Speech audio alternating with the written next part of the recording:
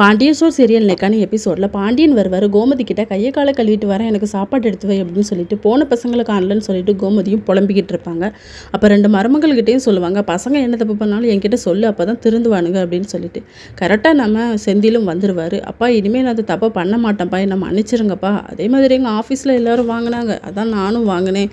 அந்த லஞ்ச பணம் இப்போ என்கிட்ட ₹1 கூட இல்லைப்பா, எல்லாமே நான் கஷ்டப்பட்டவங்க கிட்ட கொடுத்துட்டேன்ப்பா. சாப்பாடுக்கே வழி இல்லாமல் எத்தனை பேர் இருக்காங்க அப்படின்னு சொல்லிட்டு காலில் விழுந்து கெஞ்சுறாரு. அவரும் ஒன்று மன்னிச்சிட்டேன்டா, இனிமேல் நீ வாங்கினான்னு வச்சுக்கோங்க, நானே போலீஸில் கம்ப்ளைண்ட் பண்ணி கொடுத்துருவேன் அப்படின்னு சொல்லி திட்டுறாரு. இதனால் பாதிக்கப்பட்டது மீனா தான், அவகிட்ட போய் மன்னிப்பு கேளு அப்படின்னு சொல்லிட்டு மீனா கிட்டேயும் சொல்லி புலம்பிக்கிட்டு இருக்காங்க. இனிமேல் எந்த தப்பு நடந்தாலும் எனக்கு கில்ட்டியாகவே இருக்கும் அப்படின்னு சொல்லிட்டு, நீங்கள் தப்பு பண்ணதில் உணர்ந்துக்கிட்டீங்களே, இனிமேல் எந்த பிரச்சனையும் இல்லை அப்படின்னு சொல்லி அவங்க ஆறுதலாக பேசிக்கிட்டு இருப்பாங்க. இன்னொரு பக்கம் நம்ம ராஜி வந்து கதிர்கிட்ட கேட்பாங்க, உங்கள் சரவணனுக்கு பிரச்சனைனாலும் அவர் கூட போனேன், இப்போ செந்திலண்ணா கூட நீ போயிருக்க அப்படின்னு சொல்லும்போது, ஒருத்தங்களுக்கு பிரச்சனைன்னு வரும்போது அவங்க கூட துணை நிற்கணும், அதான் உண்மையான அண்ணன் தம்பி அப்படின்னு சொல்லிட்டு. அதுக்கப்புறமா நம்ம பழனிக்கிட்ட வந்து சரவணன் வந்து புலம்பி தள்ளுவார். அந்த குமாருக்கு வந்து என்கேஜ்மெண்ட் நடக்கக்கூடாது, அதுவும் போய் தங்கமயிலோட தங்கச்சி என்கேஜ்மெண்ட் நடக்கூடாதுன்னு பார்த்தேன், அதுவும் நடந்துட்டு இனி கல்யாணமும் நடந்துரும் போலேன்னு சொல்லி செம கடுப்பில் கத்திக்கிட்டு இருக்காரு. இதோட இன்னைக்கான எபிசோட் முடியுது.